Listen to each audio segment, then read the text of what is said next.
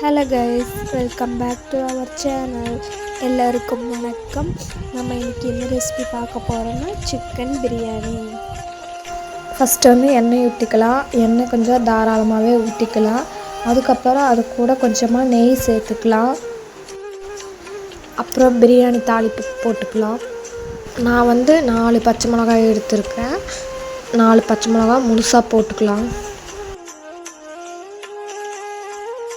இப்போ நம்ம நறுக்கி வச்சுருக்கிற பல்லேரியை சேர்த்திக்கலாம். பல்லேரி நல்லா வணங்கினதுக்கப்புறமா தக்காளி போட்டுக்கலாம்.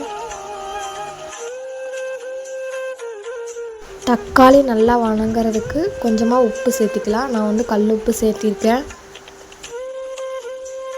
தக்காளி நல்லா வணங்கினதுக்கப்புறமா கொஞ்சமாக இஞ்சி பூண்டு சேர்த்திக்கிறேன். இஞ்சி பூண்டு ஃப்ரெஷ்ஷாக மிக்சியில் அரைச்சி சேர்த்திக்கோங்க. அப்போ கொஞ்சம் ஸ்மெல்லும் நல்லாயிருக்கும், டேஸ்ட்டும் நல்லாயிருக்கும்.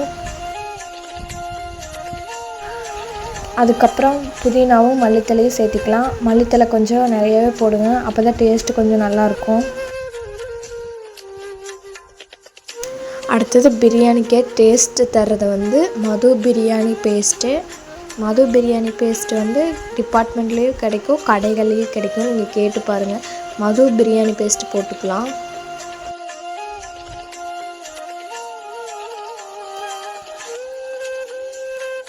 அப்புறம் நல்லா மிக்ஸ் பண்ணி விட்டுட்டு பிரியாணி மசாலாவும் மிளகாத்தூளும் போட்டுக்கலாம். பிரியாணி மசாலா தேவையான அளவு, மிளகாத்தூளும் தேவையான அளவு. மிளகாத்தூள் பார்த்தீங்கன்னா குழந்தைங்க எப்படி சாப்பிடுவாங்களா சாப்பிட மாட்டாங்களான்னு பார்த்துட்டு நீங்கள் சேர்த்திக்கோங்க.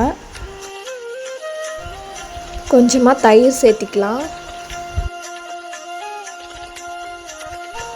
நம்ம தயிர் சேர்த்திருக்கிறதுனால ஒரு அரை எலுமிச்சம்பழம் புழிஞ்சு விட்டுறலாம். தயிர் சேர்த்தலைன்னா ஒரு எலுமிச்சம்பழம் ஊற்றலாம். நம்ம தயிரும் சேர்த்திருக்கோம், அதனால கொஞ்சம் புளிப்புக்காக கொஞ்சம் லெமனும் புழிஞ்சு விட்டுக்கலாம்.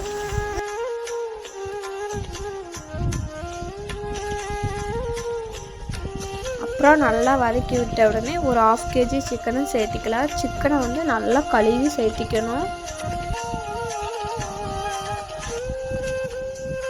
சிக்கன் வேகிறதுக்கு கொஞ்சமாக தண்ணி சேர்த்திக்கலாம். சிக்கனில் இருந்து தண்ணி வெளியே வரும். நம்மளும் கொஞ்சம் சிக்கன் வேகிறதுக்கு தண்ணி சேர்த்திக்கலாம்.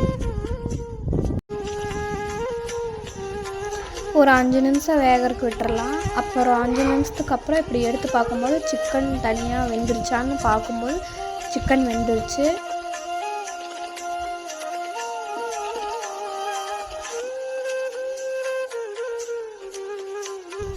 ½ kg சிக்கன் எடுத்துக்கிறதுனால நம்ம 1/2 kg அரிசி போடணும். நான் என்ன பண்ணியிருக்கேன்னா பெரிய டம்ளரில் 2 டம்ளர் அரிசி எடுத்துட்டேன். அந்த டம்ளரோட சைஸ் நான் தண்ணி ஊற்றும் போது நான் அந்த டம்ளர் உங்களுக்கு காட்டுறேன். இப்போ அரிசியை நம்ம நல்லா கலந்து விட்டுடலாம். கலந்து விட்டதுக்கப்புறம் இப்போ அந்த 4 டம்ளர் தண்ணி தேவையான அளவு ஊற்றலாம். இதுதான் அந்த டம்ளரு.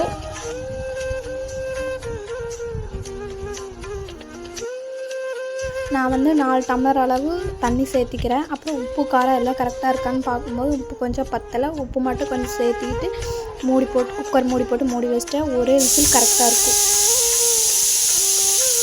அப்புறம் ஒரு விசில் விட்டு ஆஃப் பண்ணுவேன். அப்புறம் பிரியாணி இப்படி தான் இருந்துச்சு. நம்ம 2 விசில் விட்டோன்னா சாப்பாடு ரொம்ப குழஞ்சிரும். அதனால் நான் ஒரே விசிலில் ஆஃப் பண்ணிட்டேன். அப்புறம் குக்கரை திறக்கும் போதே ஸ்மெல்லு அப்படி இருந்ததுங்க. பிரியாணி வேறு லெவலாக இருந்துச்சு. நீங்களும் உங்கள் வீட்டில் இதே மாதிரி சிக்கன் பிரியாணி செஞ்சு கொடுத்து எல்லாத்தையும் அசத்துங்க. பாய் கைஸ், நெக்ஸ்ட் வீடியோவில் பார்க்கலாம். வீடியோ பிடிச்சிருந்தா சப்ஸ்கிரைப் பண்ணுங்கள், லைக் பண்ணுங்கள், ஷேர் பண்ணுங்கள். Bye guys.